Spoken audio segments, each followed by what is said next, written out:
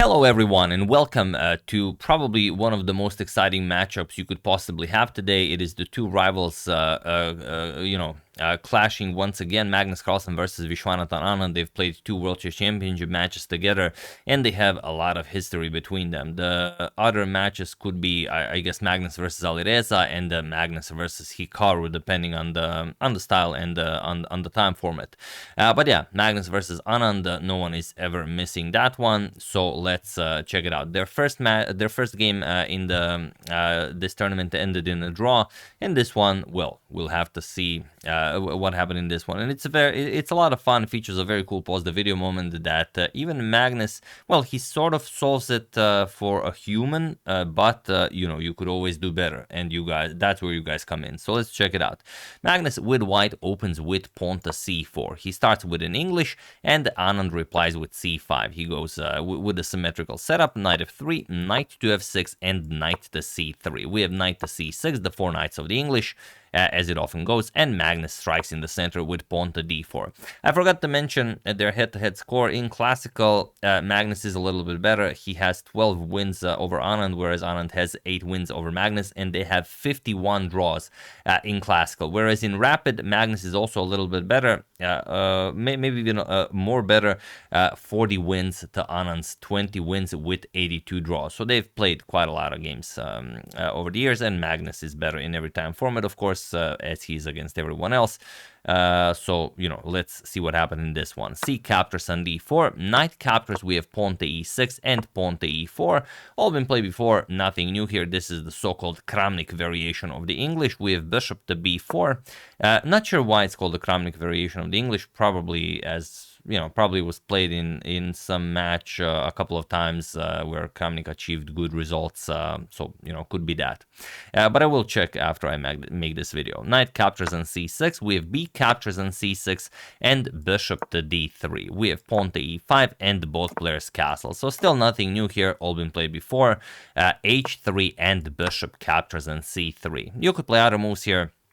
Anand decides to give up the bishop pair here to mess up Magnus's pawn structure, and well, he is playing very fast, so obviously he knows how to play these setups. The problem is f4 is the only move that was ever played here. F4 was the only move that was ever played here, but Magnus strikes with pawn to c5 immediately. f4 was played to sort of prepare pawn to c5. The problem with f4 is that once you play queen to e7, it's just not that easy to play c5, because now, okay, you can play d5, and now the queen is attacking c5. This comes with a check. Also, c3 will be hanging, so that's a problem. And obviously, Magnus improves on this by playing pawn to c5 right away, while the queen is still on d8, and now you can't really just wait. So Anand captures, d captures on c5, and now Magnus strikes with pawn to c4.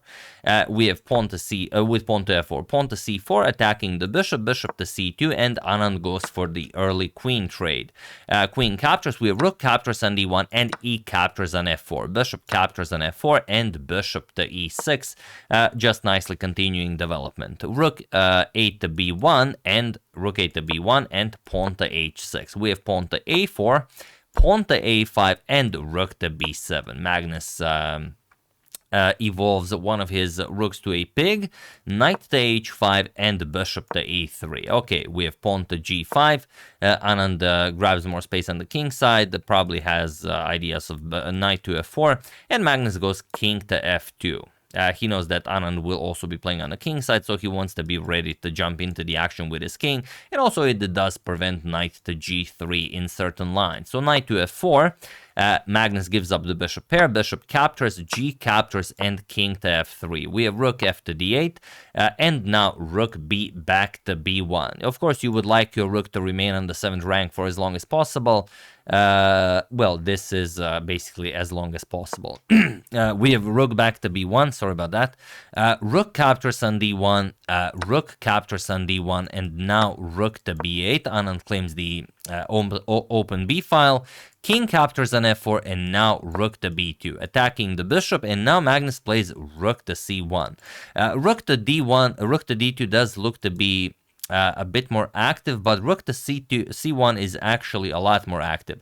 Okay, you cannot move the rook, you cannot move the bishop because you lose the kingside pawns. It looks really terrible, but as long as you have this setup, you are free to set up your pawns and king anywhere, any way you like, and this rook can't really go anywhere. If the rook moves, then you activate your pieces once again. So it's sorry, not that. So it's a voluntary, you know, temporary paralysis of your own pieces. We have king to f8. Anand starts improving the position of his own king, and Magnus does the same. We have king to e7, king to d4, king to d6, stopping king to c5, and now pawn to e5 with check. King back to e7, and pawn to g4. You don't want the g2 to be a target. Once your bishop moves, we have bishop to d5, now defending both of these pawns, and pawn to h4, king to f8, and king to c5. Is there anything Magnus can do here to improve well, his chances of pushing? As well, we all have the feeling that he is the one who's pushing here. Anand plays king to g7. King to e7 may be a bit safer, as it prevents king from coming to d6, but it's still perfectly fine. You can still play it. We have king to d6. Magnus grabs the square left behind, and Anand goes rook to a2. We have pawn to g5, captures, and now you should play rook to b2. Just Anand seems to be playing this for more than a draw. With rook b2, you have rook b7 if Magnus decides to go active with the king. But Anand plays rook to a3. He puts pressure on the c3 pawn, and now Magnus has to decide how to play this. The problem for Anand is that it's completely winning for Magnus now. The problem for Magnus is it's not all that easy to figure out how to do it. So feel free to pause the video and try to figure it out. This is what I was mentioning at the beginning of the video. There is one move that eliminates black completely, but there is one that Magnus played that you know, maybe it's possible to defend, but only, you know, if you have the soul of silicon. So let's you know, have at it.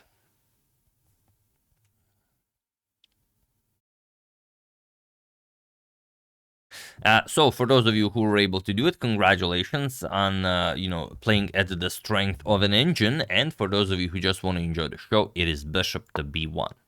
This is the strongest move in the position, as it stops all of black's counterplay. The c3 pawn is defended, and you stop the rook from going back into the game via a rook to a2. Now, the only move you can play is rook to b3, and rook captures on a4. Both of them are insufficient. I will just show you what the idea is. Once you play, let's say, rook captures on a4, now g6. And there's really not all that much black can do here. If you capture the pawn, then e6. Of course, you want to promote this pawn into a queen, and if king f8, you just give a check, and if the king moves, now you play bishop captures with check, king moves, and you checkmated the black king by promoting to a queen, or a rook, doesn't really matter. So what you would have to do after g6 is go rook to a3, somehow get this rook back into the game, even though there's really no way to do it. G captures on f7, king captures on f, and now e6 with check. Again, it's the same idea. If the king goes here, you just push the pawn and bishop to g6 check, ends the game, or you capture the pawn because you can, but now rook to f1 with check, king to e8, and now bishop to g6 with check, and that's it. You just get checkmated, or you lose the bishop and then you get checkmated. Doesn't really matter. However, after this rook to a3 move, Magnus does not play the you know, the alpha zero move, so to say, bishop to b1. He plays bishop to f5, which is similar, not quite the same, as now Anand can bring the rook back into the game via the a2 square. Even with this, white is still probably going to win this, like, unless you're playing against an engine. Point being that after rook to a2, I will show it because it's a lot of fun. g6, now you have this annoying rook to f2, bishop to b1, okay, you can capture on g6, and now you play rook to g1. You go after the pawn on g6, and now look at this, bishop to g2. This is how you block. Rook to e1, you prepare to push the passed pawn. King f8, you give up the g6 pawn, and after bishop to captures on g6, let's say rook to d2 check, you'll play king to c7. Now you can block with bishop to d5, and okay, if pawn to e6, then king to e7 holds. The only way to continue playing for the win is bishop to f5, but I mean, good luck finding all of this. So that's why I say, you know, could be winning, but if played to perfection, it's not. So okay, if for a practical game, it will suffice. Bishop to f5. Anand does not find rook to a2. He plays rook captures on a4, and now it's pretty much the same as if the bishop was on b1. Of course, completely winning for Magnus. Pawn to g6, f captures on g6, and now rook back to g1. Going after the g6 pawn, we have rook to a3 and rook captures on g6 with check. King to f7, we have rook to f6 with check, king to g7, and king to e7. Cutting off the black king. Now you will check him again and then try to checkmate him. Rook to b3, going after rook to b7 with check, rook to g6 check, king to h8, and pawn to e6, cutting off the light square bishop. Pawn to a4, Anand starts advancing his own pass pawn, but now king to f6. We have pawn to a3, rook to h6 with check, king to g8, bishop to h7 with check, king to f8 would run into, well, some very, very nice checkmating action here. So Anand played king to h8, and now bishop to g6 check, king to g8, and bishop to f7 check. And he was in this position on move 49 that Viswanathan Anand resigned the game, as there is nothing more to be done here. You only have one square, that is king to f8, and that will run into e7 checkmate. So yeah, Anand resigns, Magnus gets his win, and as Magnus said, my play has not been great so far this tournament, but my team has picked up the slack, and not only does Magnus win this game, but also his team wins the match. Let me just check if I have... No, I don't have it here. Sorry about that. Let me just load this up. Yeah, I don't have it, but yeah, Magnus's team did win. Why don't I have it? I'm pretty sure I prepared it. There we go. Yeah, should be here. I will load it up since you've already waited this long. Yeah, there we go. I prepare it, but it's sometimes it just doesn't work.